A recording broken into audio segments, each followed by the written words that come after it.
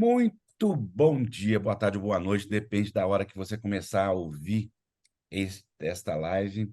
Vamos dar início a mais uma edição do projeto Sempre um Papo, um patrocínio do Instituto Cultural Vale, da CEMIG, via Lei Federal de Incentivo à Cultura, a Lei Rouanet, do Ministério da Cultura. É por intermédio dela que a gente trafega, navega nesses 38 anos de trabalho que se comemoram ano que vem, dentro do Sempre um Papo. Muito obrigado a todos e a todas e a todes. E vamos dar início a esse papo com o meu compadre maravilhoso, Tom Farias, autor de tantos livros, professor, gestor cultural, curador dos meus festivais, e é tanta coisa aqui que eu vou ficar até amanhã cedo falando. Portanto, eu passo imediatamente a palavra para o Tom. Querido, como vai, meu compadre? Bom, primeiro, Afonso, com saudade aí, estou vendo a sua sala de visitas dos livros e das conversas, das resenhas. Passei aí há pouco tempo e com muita saudade de você, Yara, enfim. E por aqui agora, nesse finalzinho de ano, né? O ano acelerou demais. A gente acha que pulamos as sete ondinhas ali no dia primeiro de janeiro, mas já estamos próximo das próximas sete ondinhas de novo. Bom, brigadíssimo estar aqui, por conversar com você, e é sempre uma satisfação muito grande. Você é um irmão querido que eu tenho. Também, querido. Bem, o motivo que nos une nesta tela, como diz aquele velho padre bondinho, bondoso, é o livro, é o mais recente trabalho. Mostra aí, vamos mostrar, vamos mostrar. Quem está olhando já vai procurando na Amazon para comprar. Toda a Fúria, Tom Farias, editado pela Gutenberg, que é um selo da editora autêntica da nossa querida Rejane Dias.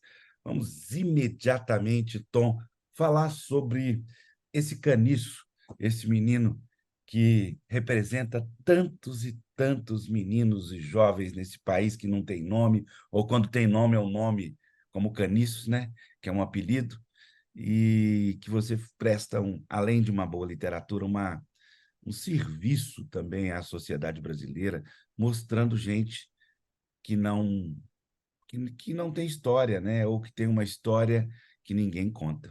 É, é bem interessante porque eu tenho recebido muitos feedbacks de pessoas que estão lendo o livro, já leram, ou que estão próximos a ler o livro, né?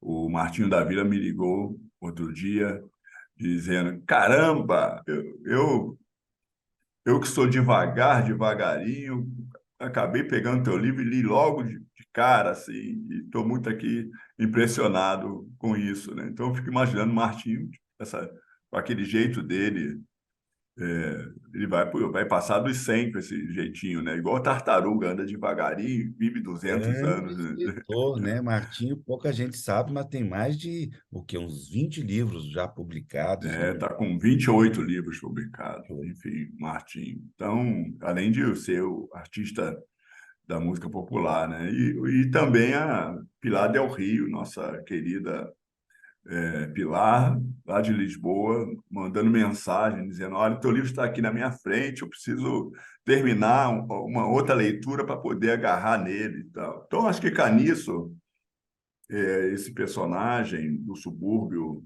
do Rio de Janeiro, né? E que é um contraponto, o carbono dessa sociedade de homens, pessoas certinhas do bem, né? Então, carniça é esse carbono, né? É negro também, vive nos submundos, nos calabouços e nos esgotos que a sociedade vai proporcionando e vai digitando, né? Vai colocando pessoas lá como ele. Então, eu dou um pouco de voz a essa sociedade que as pessoas querem colocar por baixo do tapete, querem esconder, né? A Zona Sul do Rio, ou as cidades nobres de São Paulo, ou de BH, ou de qualquer lugar do mundo, Lisboa, seja em qualquer lugar, elas sempre querem mostrar um cenário, né? De filmes, de novela, sobretudo de novela, né?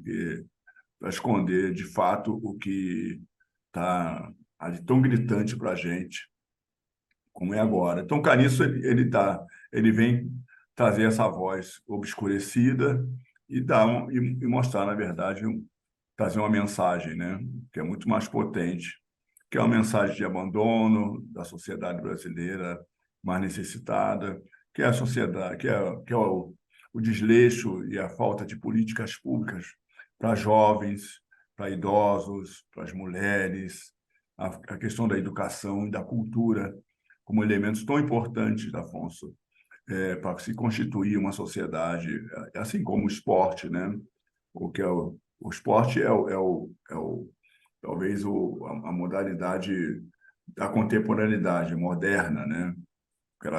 O futebol nasceu há muito pouco tempo no Brasil, pelo menos, né? E fora os outros esportes olímpicos e tudo mais. Então, acho que o Caniço vem trazer essa mensagem. Olha, prestem atenção nisso para depois não ficarem aí divulgando, né, assaltos, para não ficarem criando sistemas de segurança cada vez mais potentes em suas casas, em seus prédios, em seu edifício, né? Um preso vale um aluno, quer dizer, vale por 10 presos, né? Aliás, um preso vale por 10 alunos. Então, é, é tão importante a gente perceber onde a gente tem que colocar o investimento. Então, nossa, tá rodando tanta coisa aqui, mas eu queria que você fizesse uma ilustração na real. Eu sei que o Caniço é um menino inventado. Mas se o Caniço fosse real, qual a história dele?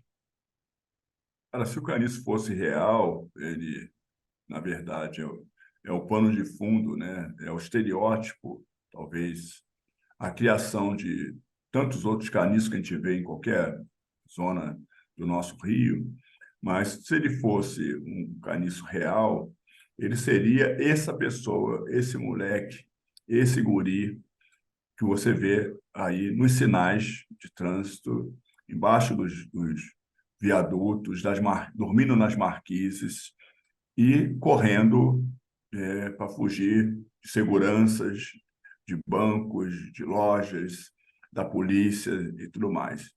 Então, esse é o caniço, né? É uma ideia de uma sociedade que não deu certo, desajustada, né? E que vai produzindo jovens como ele. Não são jovens de ruins, ele não tem uma ideia ruim da sociedade, eles apenas querem sobreviver, né, ao extermínio, à fome, à delinquência, eles querem sobreviver a tudo isso. Então, o caniço é o que a gente vê todos os dias nas ruas, Afonso, nos noticiários Engraçado, ou nos centros de correções. engraçado que no seu romance anterior, A Bolha, você despencou para o fantástico, né? E nesse, você ficou exclusivamente no real. Mas eu fico pensando aqui, e a pergunta é essa, Tom. Me fale das diferenças entre esse fantástico da bolha e o real do caniço. A bolha entrou na mente, né, no imaginário do leitor, e na minha, propriamente dita, porque eu escrevi a bolha num átimo de 6 dias, né? Mas é toda aquela paura que a pandemia criou para a gente, né? Nesses últimos 3 anos. Então, acho que a sociedade estava precisando de um choque de realidade e a bolha vem trazer um pouco sobre isso, né? Trazer esse discurso desse choque de realidade, né? Essa coisa, né? Mais ou menos horripilantes, elétricas, né? Que é como se fosse uma linha de choque, um fio de choque que ficasse ali na tua pele o tempo todo, né? Dando aqueles frições. E o caniço é um outro choque de realidade, né? Quer dizer, o Toda a Fúria, né? É um outro choque de realidade, porque é um choque longe, né, de uma invenção, né, de um vírus que vem atacar a humanidade, né, destruir a humanidade, como é o caso da bolha, né, o caniço é talvez a concretização de uma realidade que a gente, cada dia, em nossas visões e nosso imaginário, na nossa frente, a gente teme ela todos os dias e ela é muito real, né? O caso do vírus, da bolha, é, é possível você dizer, não é real, né? Isso não vai acontecer dessa maneira, né? Para quem não leu o livro, leia. Mas no caso do caniço, é assim, é possível que isso aconteça todos os dias e, de fato, acaba acontecendo todos os dias, né? A pessoa pensa que eu tenho, me cobra uma experiência, Afonso, me cobra uma experiência do livro, como se eu tivesse alguma coisa a ver com o livro, né? Mas as pessoas precisam compreender o que é a criação literária, o que é a fabulação, né? O que a imaginação pode fazer e quando você junta a técnica com a expertise da escrita, né? Então, eu fui criar um caniço e eu acho que o impacto dele tanto é porque as pessoas se veem no caniço. Caniço é um moleque, né, que vai ascender ao mundo do crime e as pessoas ficam com pena do caniço e passam a gostar do caniço. Então, todo mundo diz assim, adorei o caniço. Acabei me apaixonando pelo caniço, né? Mas é um pouco por aí, né? Zé. Falando nisso, eu gostaria que você falasse um pouco, claro que se você quiser dar uma aula, a gente vai adorar, nós e todos os espectadores, sobre criação literária. Como é que você desenvolve, como é que você elabora, como você se preparou para esse momento de sentar na frente da página e escrever, porque quem pensa que é só sentar e escrever está muito enganado, né? E é bom, Afonso, você que é um escritor também, é bom que as pessoas tenham uma ideia, né, da responsabilidade que é escrever.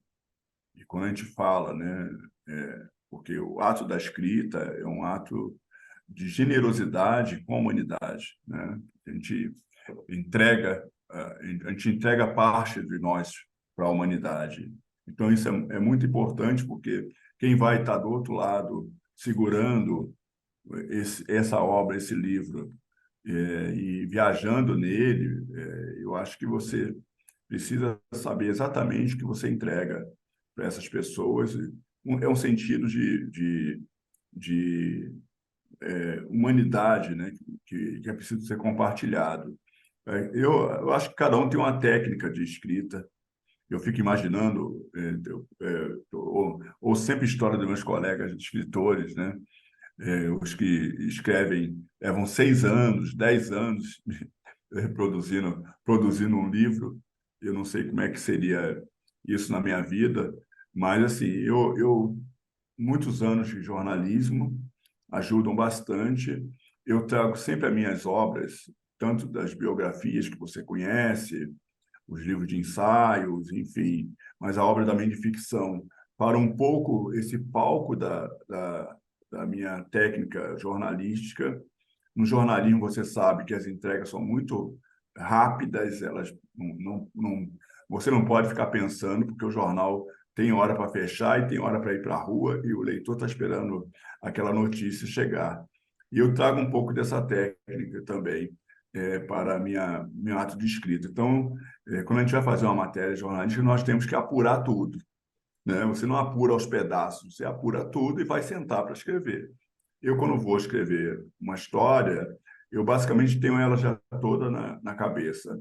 O princípio meio e fim dessa história. Pode ser que mude uma coisa ou outra, você acrescente, mude um personagem, você não pode fazer isso no jornalismo, né?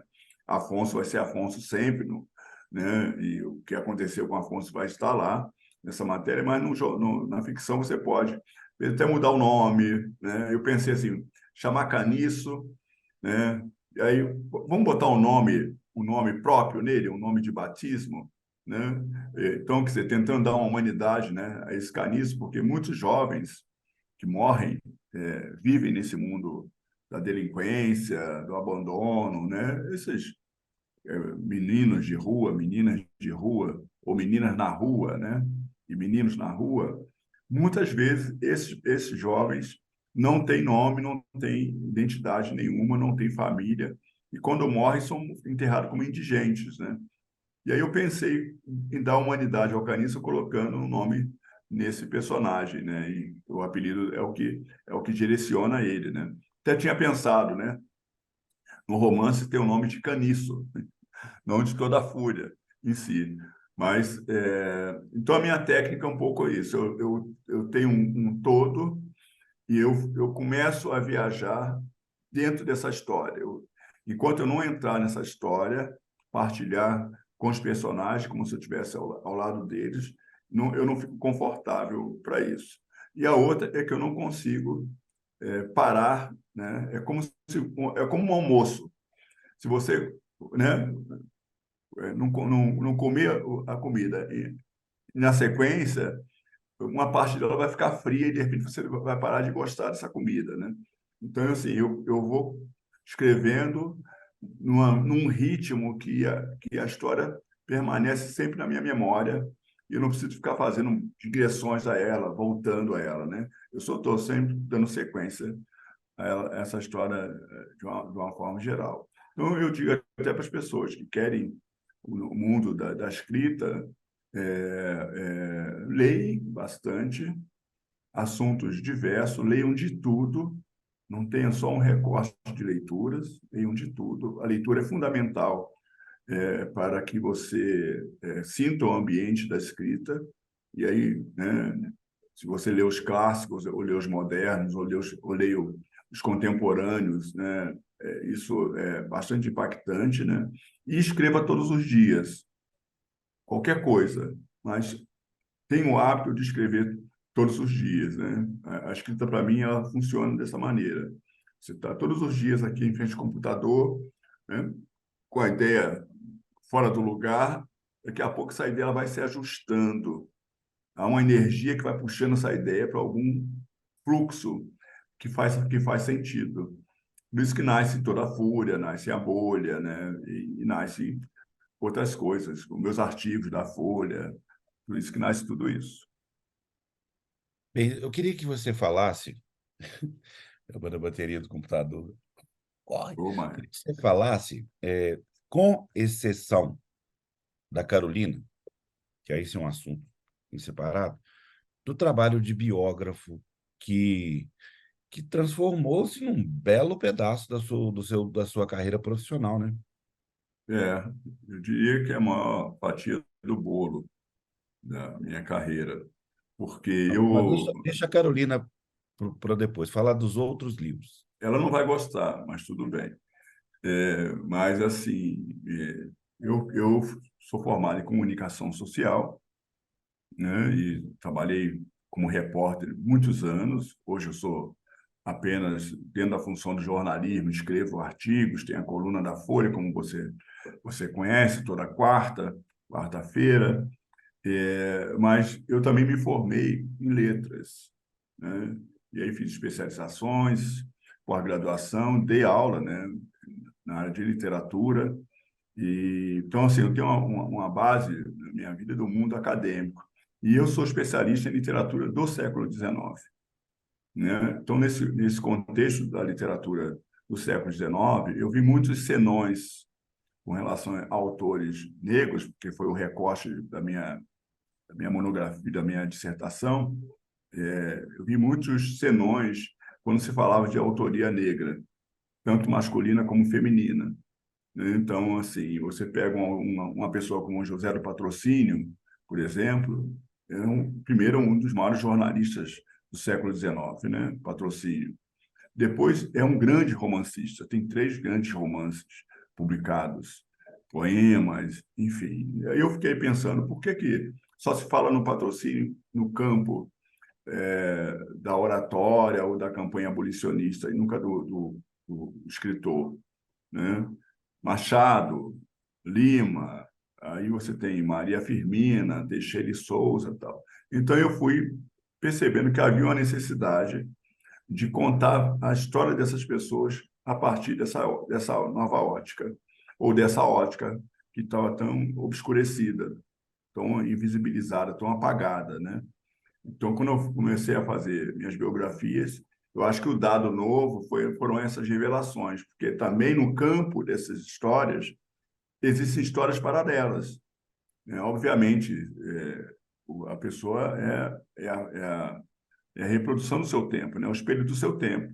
Se eu tivesse aqui de chapéu coco, pincenê, né? Cartola, fraque, você dizia, olha, o Tom está fantasiado, né? E fantasiado de alguém, talvez, né? Um magnata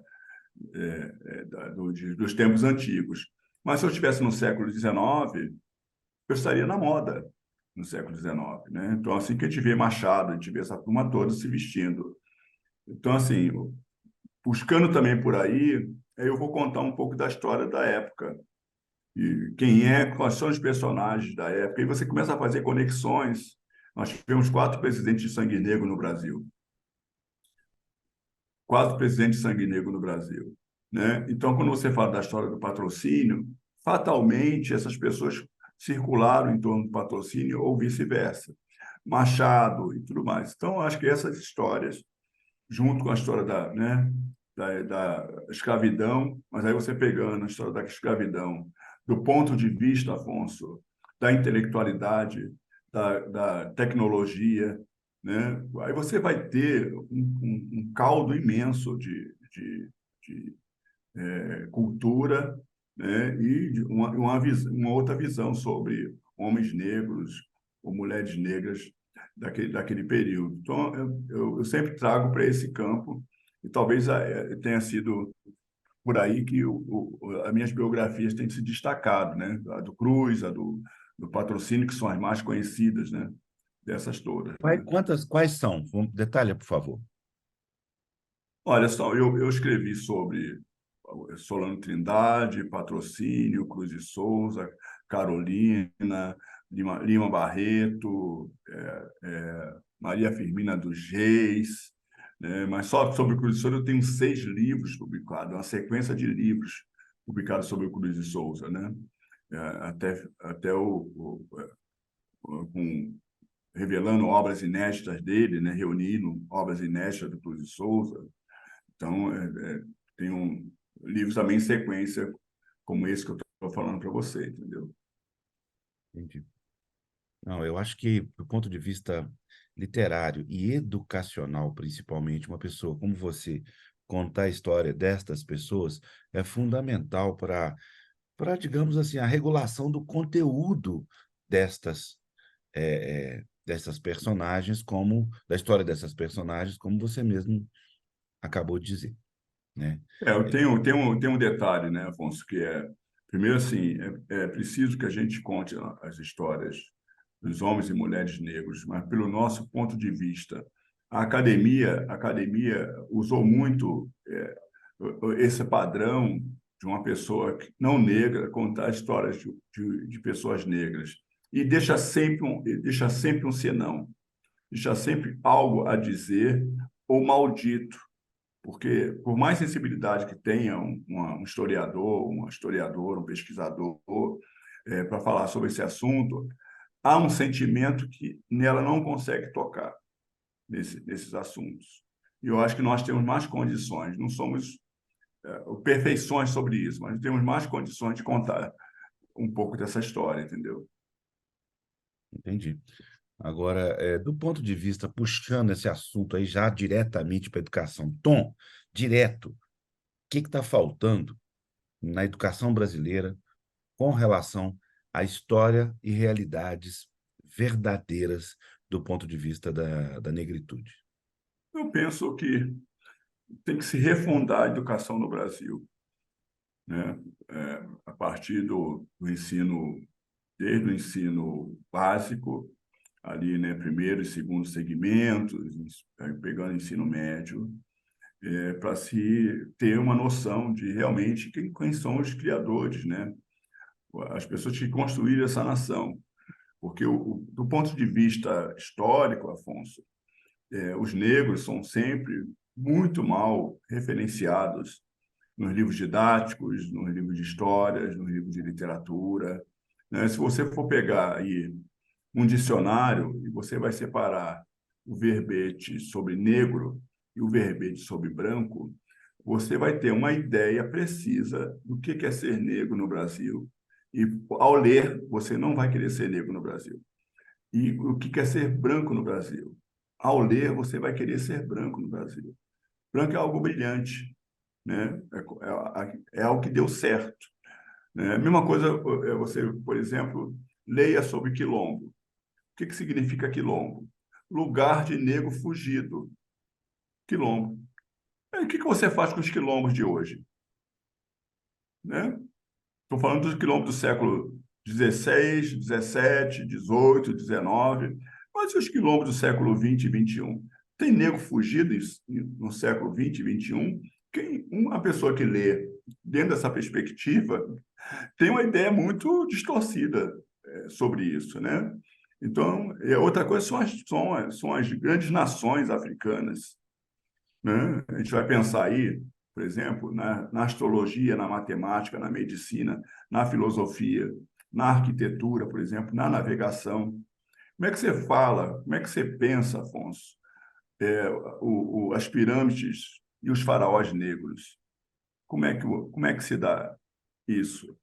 Então, assim, o que nós precisamos é mudar um pouco dessa história. O jovem conhece e tem vontade de ir para a Europa, mas não sabe, não tem vontade de ir para a África, né, no continente africano, porque ele acha que na África tem pessoas negras, peladas e que vivem no mato e com bicho, entendeu? Enquanto na Europa são aqueles prédios belíssimos, as histórias edificantes de homens que construíram, né, o velho e o novo mundo, né? Então, é isso são esses fatos que os livros ainda trazem e distorcem uma realidade muito grande. E aí você pega pessoas tão novas, né, com padrões racistas muito grandes, né? E aí você pega e a partir daí você tem uma ideia do quanto a educação ainda precisa ser modificada, né? Então, nas histórias das cidades, por exemplo, né? Quem é que traça, quem é que constrói as cidades, Afonso? Né? Nós só temos arquitetos brancos construindo essas cidades. E muitas vezes, né, esses arquitetos é, é, pensam numa cidade para proteger a eles mesmos, né? Então, a gente sabe muito bem onde estão os pobres, que distâncias eles estão da cidade, em que lugares estão na cidade e onde estão as pessoas abastadas, mais ricas, né? Que não são, obviamente, negras. Então, é preciso, acho que a educação ela precisa ser refundada nesse aspecto, né? E para colocar exatamente uma sociedade com equidade de condições, de acesso, né? E essa coisa outro dia alguém estava me falando assim, é, nós herdamos uma fazenda de 300 anos e falando com um certo orgulho de ter dado uma fazenda de 300 anos. E eu perguntei, você tem ideia de quem trabalhou nessa fazenda de 300 anos? Para você estar com tanto orgulho de ter dado uma fazenda dessa? É, esse solo com que sangue ele foi molhado, né, durante esse período todo. Então, essa ideia também de grandeza a partir, né, de heranças que vieram do sangue do negro africano, sobretudo, né, ela ainda permanece no Brasil. As pessoas têm orgulho de mostrar na parede um antepassado que foi barão, que foi visconde, que foi diretor do Banco do Brasil na época da escravidão, entendeu? Então, é sobre isso que a gente precisa falar na educação, desmontar a educação e construir uma educação para todos os brasileiros, né? Porque, na final, somos 55,8% da população, ou seja, 1 milhão, 102 milhões de pessoas negras nesse país.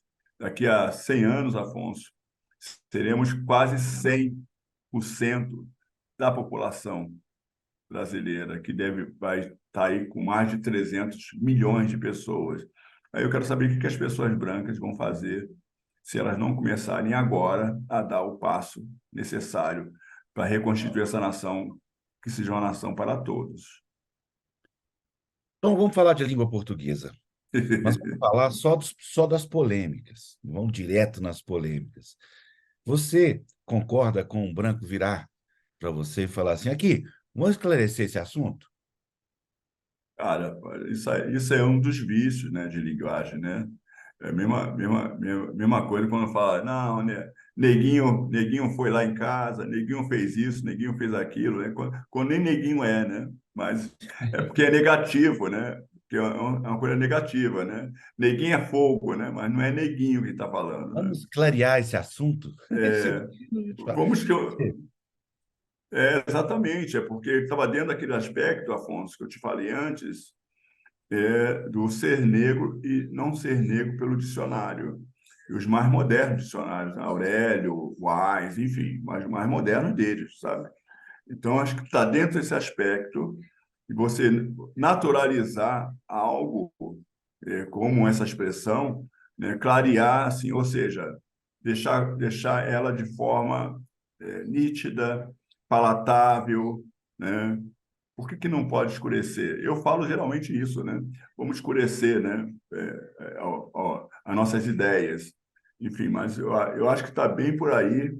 São essas correções de rumo que nós precisamos, porque você vai cada vez mais criando gerações com base nas gerações futuras. Você em África, sobretudo em Angola, países como Moçambique, por exemplo, é, há um respeito muito grande aos mais velhos. Quanto mais velho, mais respeito você tem. Você sabe por quê essa correlação? Porque o mais velho ele está próximo do ancestral. Ou seja, o ancestral, o cara que criou tudo isto, né? Estando mais próximo dele, você está mais próximo da sabedoria do Criador. Né? Então essa ideia, né, do mais velho.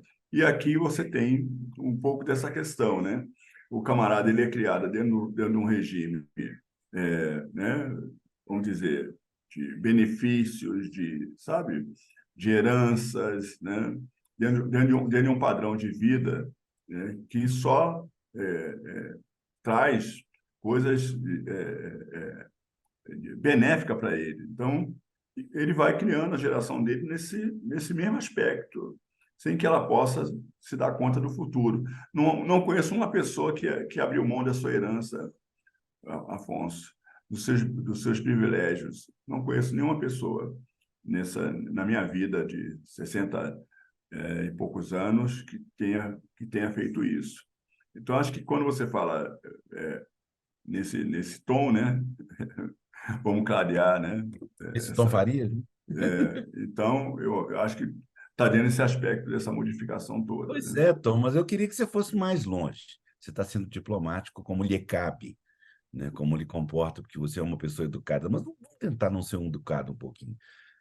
A resistência dos brancos, em geral, à mudança de termos que são consagrados positivamente no sentido do poder e da manutenção do poder do branco é incrível. Essa conversa que nós tínhamos aqui, eu tive outro dia com um grande amigo nosso, jornalista notório e consagrado, e ele não aceitou. Não aceitou. Não, isso é uma mudança desnecessária. Não entendeu. Então, assim, Tom, o que fazer quando as pessoas, no fundo, não entendem a importância e a necessidade de se utilizar a língua portuguesa para mudar essa situação? Porque, Afonso, olha só, o pessoal que está aqui nos assistindo, né? O que acontece de fato é quando você gera um gatilho constrangedor para a história daquelas pessoas, não só para a história deles, mas a história do antepassado. Quando a pessoa se religa, como, né? A religião é isso, né? Ligar, religar, né? E quando a pessoa cria esse gatilho, ela religa um processo fundo que vai cair num passado muito horroroso. E aí, como você vai passar a perceber o seu avô, o seu bisavô, sabe? Mesmo o seu pai nesse processo. Então, essa é uma resistência e é um pacto social para isso, né? E aí nós chamamos de um pacto da branquitude, né? É uma blindagem para que você sempre, né? Você tem pessoas, lógico, né? Pessoas brancas muito aliadas de todo esse processo, com um letramento muito poderoso. Mas, no geral, as pessoas se blindam a isso, elas não querem avançar nesse processo, porque vão criar esse gatilho. E esse gatilho é o reconhecimento do seu padrão racista, do que você fez lá atrás. Né? Você tem uma pessoa que trabalha na sua casa anos, 20, 30, 40 anos, enquanto, né, ao lado tem uma pessoa estudando para ser doutora, para se formar na universidade. E uma pessoa está lá naquele quartinho lá de visitas, aquele quartinho de empregado, aquele quarto de despejo, né? Como fala a Carolina. E você não se toca nisso. Né? A gente estava falando outro dia sobre o padrão das vidas.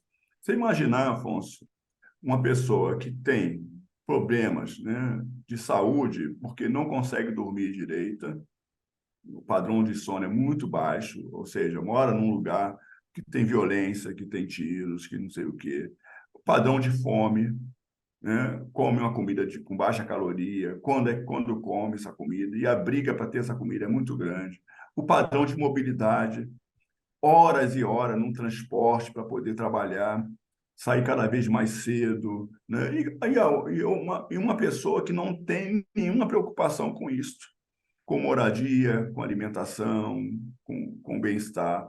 Né? Então, a gente olha esse padrão, logicamente, esta vida que não tem nada vai ser mais impactada do que outra vida. Se você olhar a mobilidade de longevidade dessas pessoas, é muito diferente. Então, quando eu vejo uma pessoa assim, com essa resistência, é porque, de fato, ela vai se engatilhar com uma história que ela não quer colocar, porque ninguém é racista no Brasil, embora, né, todas as pessoas negras já disseram que foram sofreram racismo de alguma forma, né? Então todos os brancos dizem que não são racistas, enquanto as pessoas negras dizem que já sofreram racismo em alguma vez na vida. É uma sociedade meio estranha nossa, né? Não, eu quero que você aprofunde nisso. Por quê? Olha, por que esses padrões? Primeiro, é a hipocrisia de uma sociedade, né? Nós, Afonso, temos 500 anos de Brasil, não é isto? Vamos fazer essa conta comigo? 500 anos de Brasil. Né? E aí você tem 2/3 dessa história brasileira na escravidão. Né? Por que a escravidão durou 350 anos no Brasil? Porque toda a sociedade fez parte dela. E eu falo, né? Aí o sistema do clero, as igrejas, eu falo, né, do sistema econômico, os bancos, as grandes empresas, todos fizeram parte desse processo. Por isso que durou tanto tempo no Brasil. E aí você tem, depois da abolição em 1888, 100 anos de negação, perseguição, apagamento, violência e extermínio. Né? Aí a conta é fácil: 350 anos mais 100 anos, 450 anos. O que sobra, Afonso, ainda é muito pouco. Então, o seu gatilho com relação a esse passado, que muitos dos familiares, né, participaram desse processo, que muitos foram ativos nessa jornada, né, de escravização, de humilhação, desse processo de violência e extermínio, está muito próxima delas. Então, é mais fácil negar. Eu nego para ficar bem na fita, né? Eu nego para continuar sendo uma pessoa de bem. Aí o outro fala assim, não, eu não sou racista, eu tenho até um amigo negro que vai lá em casa, come com a gente na mesma mesa, sabe? Né? E aí junta isso, né? A pessoa falando que vai clarear alguma coisa. Então, assim, ele não consegue, no fundo, não ser racista, mas na percepção dele, ele é um cara antirracista, mas no fundo falta letramento, falta sensibilidade, né? Falta ele admitir, né? Porque eu acho que o primeiro passo é quando você admite alguma coisa, né? Acho que para você se corrigir, para se curar, você tem que admitir que está doente, né? Olha, eu estou doente. Então, você está doente de quê? Ah, estou doente do fígado. Então, alguém vai cuidar do teu fígado. Então, assim, o primeiro passo para a pessoa se curar do racismo é admitir que é racista. E isso a sociedade brasileira, que é muito hipócrita, não vai fazer, pelo menos tão cedo, né? Eu faço, eu baseado nos ensinamentos do nosso mestre Sérgio Abranches, eu acordo todo dia manhã e falo, como não vou ser racista hoje? O É. que eu vou fazer para manifestar meu desejo antirracista? Porque eu acredito piamente que grande parte dos problemas, a natureza dos problemas brasileiros, estão centrados nesse fator cultural. E aí, eu já queria pular da sua última fala, que é a questão digamos, do resquício maior do racismo, da escravidão no Brasil, que são as empregadas domésticas, né? Eu acho que se tem uma linha que nos liga diretamente com os navios negreiros da África, é a empregada doméstica. Então, eu queria que você começasse a falar um pouco sobre o que te iluminou, digamos assim, do ponto de vista da, da determinação? Você viu que a Manu entrou, mano? Ainda bem que está gravado, né? Ah, Ainda bem, né? Ainda bem que está gravado. enfim, Ainda bem que ela tá vestida. pois é. Conta a história da biografia da Carolina, aquele livro que foi publicado, e fala do novo livro que será editado para ano que vem, com esta nova biografia da Carolina. Primeiro, Afonso, eu penso que o Brasil talvez seja o único país no mundo e nós temos, pela ONU, 195 países reconhecidos pela ONU. No total, são 206 países. Então, ainda tem uma parte que ainda não é reconhecida. São mais ou menos 11 países que não são reconhecidos ainda pela ONU, né? E eu acho que o Brasil é o único país do mundo que você tem elevador de serviço.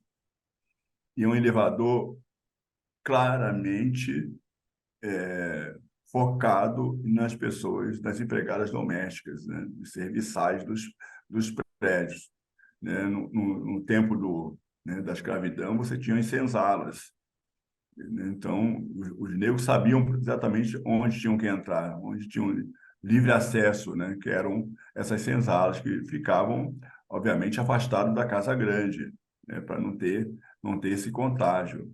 Então, eu penso assim que a gente ainda continua reproduzindo coisas do período da escravidão. As mucamas de antigamente, né? Que cuidavam de toda a casa, cuidavam dos seus filhos, né?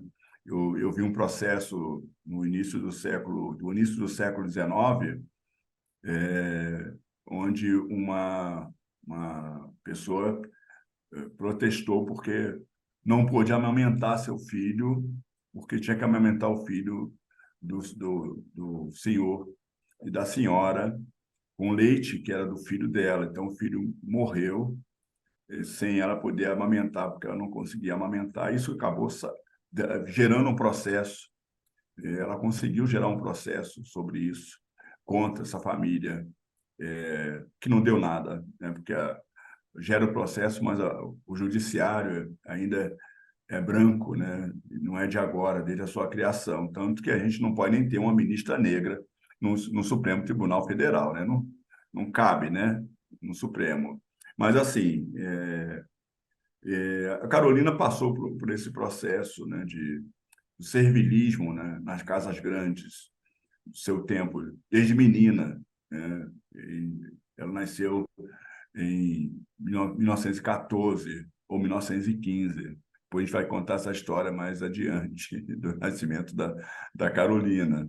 Mas nós estamos elaborando um livro novo sobre a Carolina, É uma obra que vai refundar a obra publicada em 2018, e aí com muitos dados novos sobre ela, né, e dados impactantes, né, primeiro sobre a infância da Carolina, muitas coisas. Eu consegui constituir a árvore genealógica da Carolina, que é um dado bem impressionante do que esse processo de vida dela. Eu acho que vai ser um material bem inédito, as pessoas não têm ideia sobre isso ainda, né? Os livros que se conhece a Carolina ainda é o Quarto Despejo, e os demais livros não tem ainda dentro do conhecimento. O apelido dela, Bitita, vai entrar dentro desse processo também, né? Por que é Bitita? Esse apelido em Carolina, é bem interessante chegar a essa conclusão. O ano de nascimento da Carolina, por exemplo, né? Que não é 2014, mas eu vou deixar aqui a curiosidade para as pessoas poderem ir lá em março, pegarem a edição nova e poderem saber por que a Carolina não nasceu em 1914 em si, a relação dela com Audálio Dantas, e muitos documentos novos que vão E corroborar principalmente o inverso, na relação do Audálio Dantas com ela, né? que vão corroborar bastante, né, a posição do Audálio com relação à Carolina. Então, são documentos também inéditos, são mais de 100 cartas deixadas entre eles, trocadas entre eles, relatórios de prestação de contas de livros. Então, vai ser uma obra bem interessante, bem atualizada, e eu acredito que ela vai impactar muito, né, nesse mundo de estudos da Carolina. É um mundo ainda bastante sectário e muito egoísta este mundo, porque as pessoas têm uma ideia de Carolina, elas espousam a Carolina de uma maneira, né? Ou seja, tomam a Carolina para si e ignoram todos os outros processos, de todos os outros os criadores, todos os outros pesquisadores, como se fossem únicas pessoas a lidarem, a descobrirem a Carolina, né? Acusaram tanto ao Dário, né, de que ele não era o descobridor da Carolina, né? E agora está cheio de descobridores da Carolina por aí, entendeu, Afonso? É tão escroto isso, partindo de pessoas da academia, sobretudo, né? Então, isso é bem uma realidade assim, que entristece bastante, né? E só prejudica a memória da Carolina e a difusão da sua obra em si, né? Então, agora vão publicar um romance da Carolina, né? Que é o romance O Escravo, que, aliás, não tem nada a ver com a escravidão em si, não é sobre essa escravidão que a Carolina, escravidão africana, né? Que a gente teve no Brasil, que a Carolina fala, é outra escravidão, a escravidão do amor, mas vão publicar agora. Então, assim, está tudo muito atrasado para mentalidades que se acham tão avançadas, né? E a gente vai perdendo esse referencial. Eu quero trazer isso, humanizar cada vez mais a Carolina, quer dizer, foi o meu processo de 2018 para cá, né, com um livro que eu havia publicado sobre ela. Então, eu quero cada vez mais humanizá-las, colocar esse tema numa discussão mais ampla, menos egoísta, mais acadêmica, mas, sobretudo, trazer material que comprove aquilo que estão dizendo, porque senão a parte científica, a parte de pesquisa, né, mesmo a parte literária, ela fica comprometida. Então, É não é. engraçado, em certo momento, te interrompendo, a história da Carolina se confunde com a história da difusão do preconceito no Brasil. O que mais me espanta é que isso chegou aqui e certo aspecto, certo verniz, digamos assim, que se pintou sobre nessa história, tem a mesma natureza, entendeu? Tem o mesmo link de história, de contar a história do preconceito.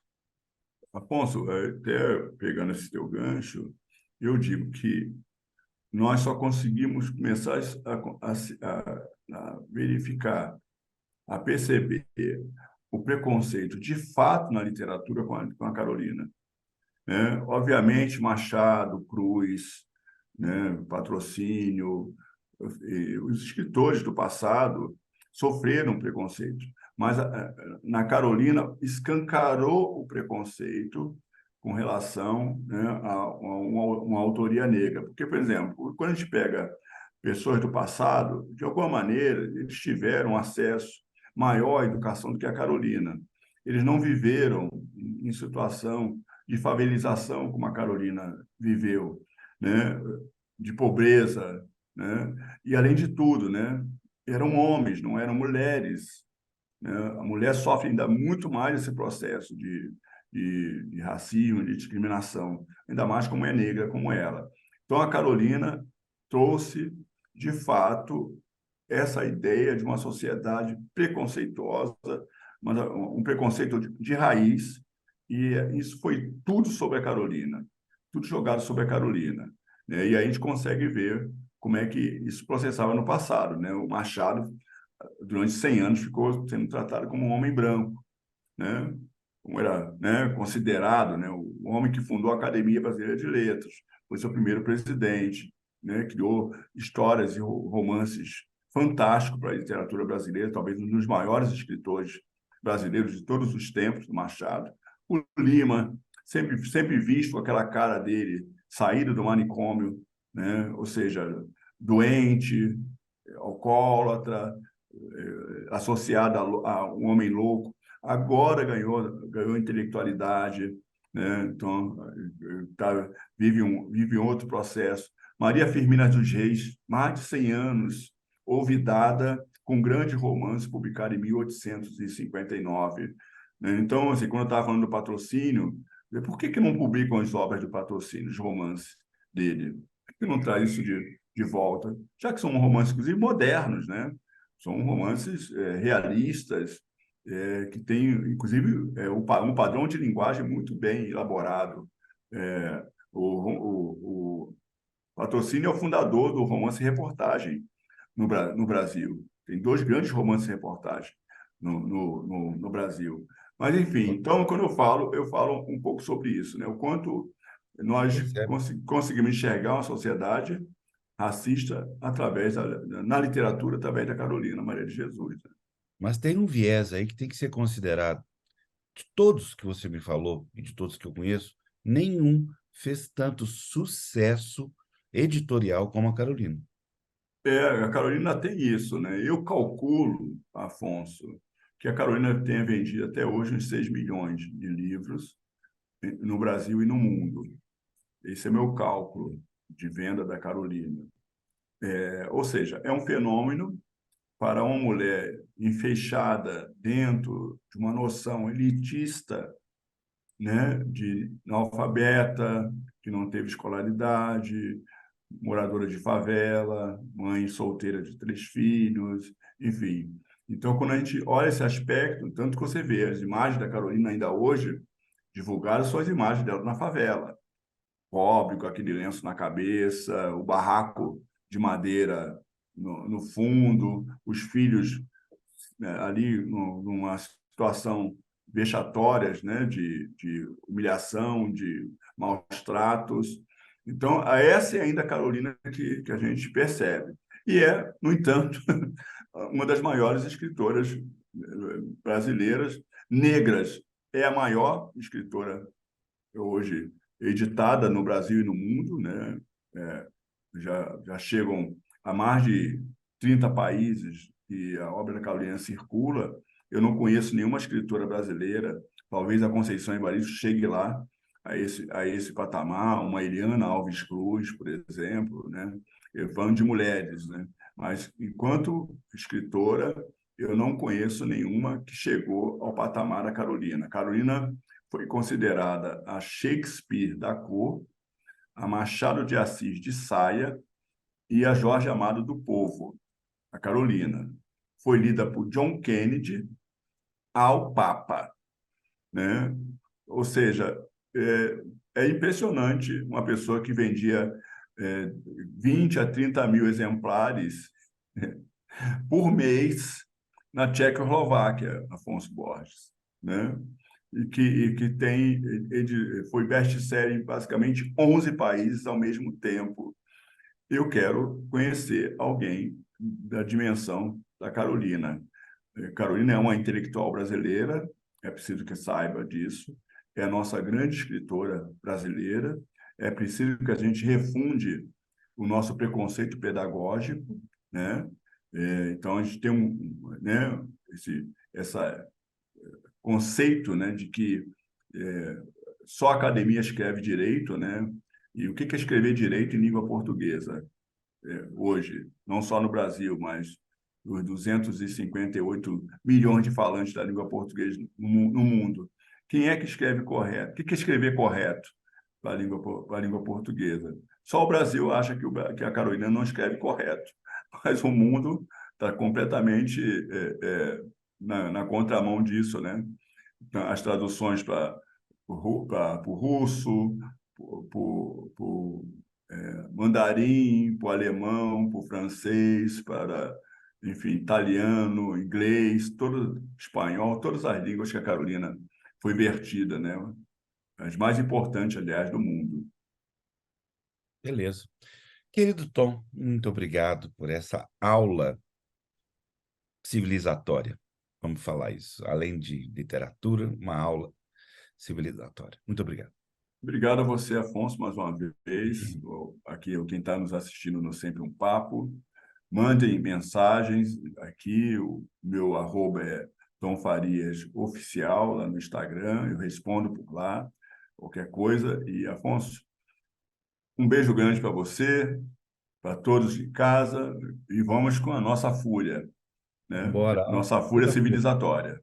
Usem suas mãos e cabeça para comprar o livro agora na Amazon. Um abraço. Tudo de bom.